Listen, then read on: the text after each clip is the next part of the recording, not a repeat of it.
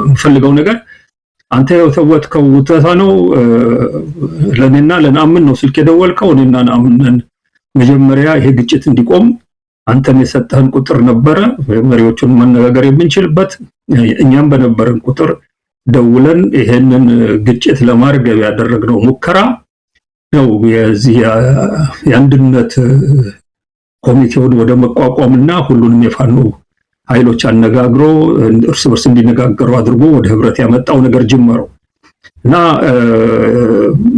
በተለያየ ጊዜ እንተ ሚዲያ ላይ ሌላ ሚዲያ ላይ በዚህ የፋኖ ማስተባበር ስራ ውስጥ የገቡ ሰዎች ሂደቱን ከወገቡ ላይ ቆርጠው ነው የሚጀምሩት ያለው መታወቅ ያለበት ነገር ግን በዚህ መንገድ የተጀመረው እና ናምንና እኔ ያደረግነው ጥረት በወቅቱ የነበረው ነገር ለማስቆም አንተውታ ገብተንበት ይሄን ጉዳይ ሌሎች ሰዎች መጨመር ይሻላል በተለይ ሸዋ ላይ ደግሞ ትልቅ እውቅናም ሊደመጥ የሚችልም ሻለቃ ዳዊት ወልደየስ ነው የሚል እሱን ጨምረን ሶስተኛ ሰው የሞከርነው ነው እሱንም ጨምረን ሊሳካ ባለመቻሉ በጣም ተጨንቀን ባለንበት ሰዓት ነው የአማራ ፋኖ ብሔራዊ ኃይል የተፈጠረው እና የአማራ ብሔራዊ ኃይል መፈጠሩ በጣም ነገሮችን ያቀለለ ነገር ነው የሆነው አፋብን የአማራ ፋኖ ብሔራዊ ንቅናቄ የአማራ ፋኖ ህዝባዊ ንቅናቄ ነው አፋብን የነ እስክንድር ቡድን በወቅቱ ያቀርብ የነበረው ሰበብ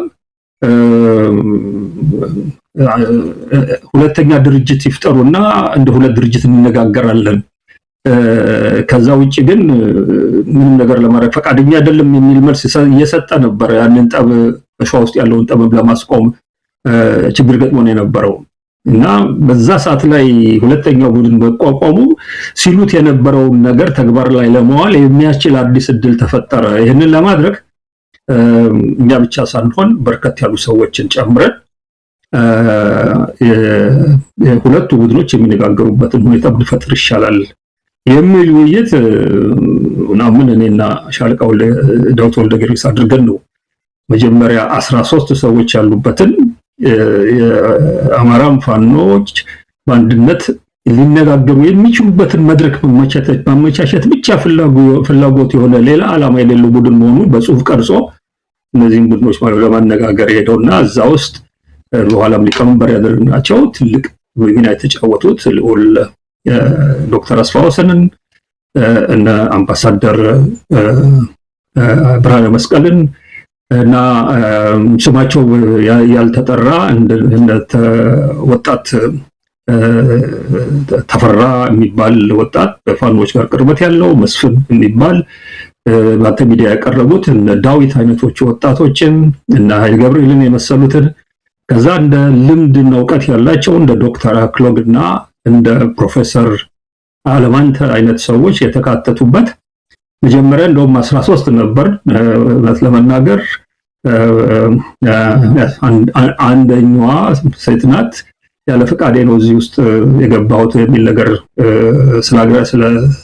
ስለቀረበች ወደ ፋኖ ሰነዱን ከላክ በኋላ ስማችንን ዘርዝረን የሷን ማውጣት ነበረብን ሌላው 12ኛ የነበረው ሰው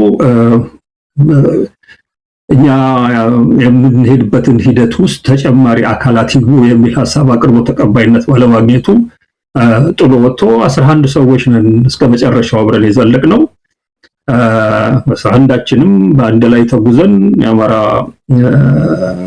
ፋኖ ብሔራዊ ንቅናቄ ከተመሰረተ በኋላ በማንዴት ነው የተቋቋምነው ማንዴታችንን አንብበን ለዚህ ስራ ስለተቋቋምን ስራችን ጨርሰናል ይሄ ኮሚቴ ይፍረስ ብለን በወጉ ያፈረስነው መሆኑን ነው ኦፍ ኮርስ እንዲቀጥል ሐሳብ ያቀረብን ሰዎች ነበርን ሌላ ስራ ሊሰራ ይችላል ይሄ የተከናወነው ነገር ቀላል አይደለም ማለት ነገር ግን ለጊዜው ድካምም ይሁን ምንም ይሁን አልታወቀም ለጊዜው ትልቅ ስራ ሰርተናል መጣንበት ስምምነትም ይሄን ማከናወን ነው ከዚህ ውጪ ብዙ ኢንተረስት የለም የሚሉት ስለበዙ ይሄ ኮሚቴ ተበትኗል ነገር ግን መነሻው ይሄ ነው ይሄንን አገር ማወቅ ያለበት ይመስለኛል ያንተ ውትወታ ለዚህ አይነቱ አንድነት መምጣት ትልቅ ሚና እንዳለው ብዙ ሰዎች የሚያውቁ ስለማይመስለኝ እንዲያውቁት ለማድረግ ነው የምናገረው። አንዳርጋቸው በጣም አመሰግናለሁ። በእርግጥም ታሪኩ እንደዛ ሆኖ መገለጹ ጠቃሚነት አለው። ለማንኛውም ወደ ዋናው ርዕሰ ጉዳያችን እንምጣ። እንግዲህ ከዛ በፊት ወደ ሱዳን አምርታል ተብሎ አንድ እንደዚሁ ወሬ ተናፍሶ ነበረ። ለዛ ማስተካከያ ወይም ደግሞ ትክክለኛውን መረጃ ለመስጠት በአንድ ቪዲዮ ሁኔታውን የተመለከተ ማብራሪያ ሰጥተበታል። በዛ በሱዳን ካርቱም እንዲሁ ተመሳሳይ የጽምዶ የመጀመሪያ ክፍል ውይይት እንደተካሄደ ይታወሳል። በኋላ ላይ በአካል የተገኛችሁበት በፖርት ሱዳን እንደዚሁ ውይይት አድርጋችኋል። ይሄ ሙሉ መረጃ ባይቀርብልንም አንተና መሐመድ ሐሰን ያደረጋችሁትን ንግግር ጨምሮ አንዳንድ ክንውኖችን ለመከታተል ችለናል። እንደው በቅድሚያ ይሄ መድረክ እንዴት ተመቻቸ? ምንድነው የመድረክ ጽምዶ የተሰኘው? ወል እንግዲህ ምንድነው እንዳልከው መጀመሪያ ይሄ ጽምዶ የሚባለውን ሐሳብ ወደኔ ያመጡት በለንደን የሚገኘው የኤርትራ ኤምባሲ ነው። በለንደን የሚገኘው የኤርትራ ኤምባሲ ጥያቄውን ያቀረበው ከራሱ ተነስቶ ሳይሆን ይሄ ጽምዶ የሚባለውን ሐሳብ ያፈለቁትና በተግባርም እየተረጎሙት ያሉ በኤርትራና በኢትዮጵያ ቦርደር ላይ የሚገኙትን ትግራይና የኤርትራ ማህበረሰቦች ይሄ ጦርነቱ ቀስቅሶት የነበረውን ቁርሾ ወደ ጎን አድርገው አሁንም የተፈጠረውን ውጥረት አርግበው ለመቶ ዓመታት አብረው ሲጋቡ ሲዋለዱ በጋራ ሲያርሱ ሲነግዱ በጋራ ሲያመልኩ የነበረበትን ሁኔታ ማምጣት ይኖርብናል። ይህን ጉዳይ ለፖለቲከኞቹ ወይ ለወታደራዊ መሪዎቹ ወይ ለፖለቲካ መሪዎቹ ልንተው አይገባም። ዝም ብለን ካየናቸው ይህንን ህይወታችን ያስቀጥላሉ። ስለዚህ እኛ ኃላፊነቱን ወስደን ሰላማችንን፣ ትብብራችንን፣ በጋራ ህይወታችንን መንገፋት የምንችልበትን ሁኔታ እንፍጠር ብለው የጀመሩት እንቅስቃሴ ከአንድ ቦታ ጀምሮ ኢትዮጵያና የኤርትራን ቦርደር ተከትሎ የትግራይና የኤርትራ ማህበረሰብ በሚኖርባቸው ከተሞች በሙሉ ሁለቱ ህዝቦች እየተገናኙ ትልቅ በዓል እያደረጉ ለሰላማቸው በጋራ እንደሚቆሙ እዛ ቪዲዮ ላይ ያሳየው እንዳለ ከዛም አልፎ ወጣቶቻቸው እየተውጣጡ የተለያዩ አይነት የስፖርት ውድድሮችን እያደረጉ ሁኔታዎችን በከፍተኛ ደረጃ እየለወጡ ያለበት ሁኔታ ነው የተፈጠረውና ይሄ ሐሳብ ትልቅ ሐሳብ ነው። ከኛ ከድንበር ላይ ካለን ወጣቶች ከህዝብ አልፎ የመላው ኤርትራ የመላው የኢትዮጵያ ህዝብ ከዛም አልፎ የቀጠናው ህዝብ እንዲህ አይነቱ በህዝብ ለህዝብ የሚጀምር የሰላም ጥረት ወሳኝነት ይኖራል ብሎ ካመነና በተግባር ካዋለው ሰላማችን ይሰፍናል የሚል እምነት ስላላቸው ይሄንን እምነት እኛ እንድንረዳ ተረድተንም ፕሮሞት እንድናረገው ነው የተጋበዝነው። ሌላ ምንም ሀተት አልነበረውም ያለውና መጀመሪያውም ላይ የተጋበዝኩት እንድናገር ነው። በሁለተኛው ላይ ደግሞ በአካል ተገኝታችሁ እዚሁ ያለው ማህበረሰብ ጋራ እኛ የምናቀርበውንም ነገር አይታችሁ ያዘጋጁትን ቪዲዮ ነው ይሄ አሁን ያስቀረብከው እዛ ላይ ያሳዩን አይታችሁ ከሌሎችም ድርጅቶች ጋር ተነጋግራችሁ ይሄንን የጽምዶ ሐሳብ ከህዝብ ወደ ፖለቲካ ልሂቃኑ ወደ ኤርትራና ወደ ኢትዮጵያ ፖለቲካ ልሂቃን ከዛም አልፎ በሂደት ወደ ምስራቅ አፍሪካ አገሮች ልሂቃን እንዲገባና የምስራቅ አፍሪካ ሀገሮች ህዝቦች የገዛ ሰላማቸውን በራሳቸው እጅ በፖለቲካ ሊቃኑና ወታደራዊ ኃይሉ ብቻ መተው ሳይሆን እኛም ያገባናል ብለው በሰላም ውስጥ የባለቤትነት ሚና እንዲኖራቸው የሚያደርግ እንቅስቃሴ እንዲስፋፋ ነው የተጋበዝነው። ይሄ ነው ለዚህ ነው ሌላ ምንም ዓላማ የለውም። የተለያዩ ድርጅቶች ተወካዮች በተለያዩ ድርጅቶች ይህንን ሐሳብ እንዲቀበሉና እንዲያስተጋቡ ነው የጠሩት። እንደኔና እንደ ፕሮፌሰር መሐመድ ሐሰን አይነቶቹን በግል ነው የጋበዙን። ይህን ነገር በማምራራት በመግለጽ በተለያዩ ሚዲያዎች ላይም በመቅረብ ማስረዳትም ስናስረዳም የመደመጥ ዕድል ያላችሁ ሰዎች ናችሁ በሚል ነው የተጋበዝነው። ድርጅት ወክለን አይደለም የተጋበዝነው።